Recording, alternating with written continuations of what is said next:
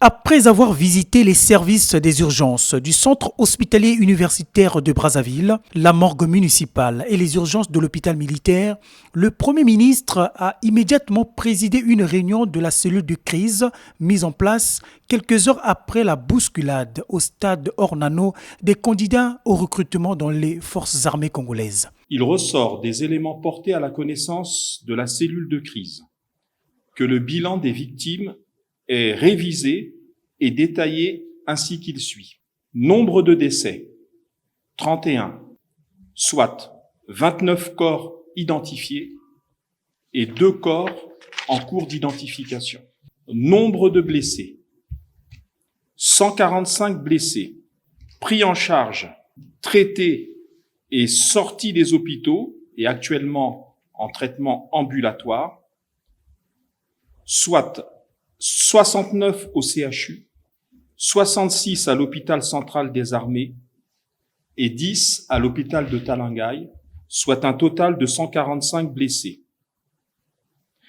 15 blessés sont toujours en observation et pris en charge, soit 11 au CHU, 1 à l'hôpital central des armées et 3 à l'hôpital de Talangaï.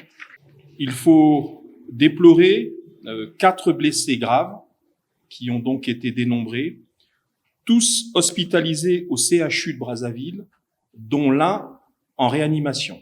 Le ministre Thierry Mungala a fait savoir que la cellule de crise a aussi pris la décision de décréter un deuil national à partir du 22 novembre sur toute l'étendue du territoire national avec les drapeaux en berne.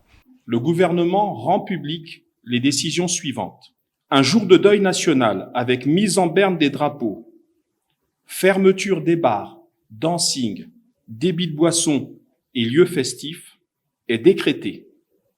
Ce jour de deuil national se déroulera demain, mercredi 22 novembre 2023, sur l'étendue du territoire national.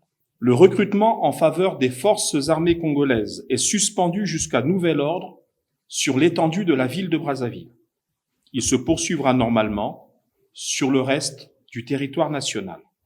Le gouvernement va assister les victimes du drame pour l'ensemble des frais médicaux qui seront exposés à cette occasion, ainsi que pour les frais de veillée et d'inhumation.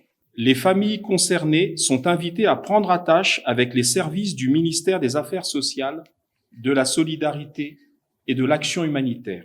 Le porte-parole du gouvernement a également précisé que les 37 morts annoncés en début de matinée ont été revus à la baisse parce que 6 morts pris en compte n'avaient rien à voir avec le drame du stade Ornano.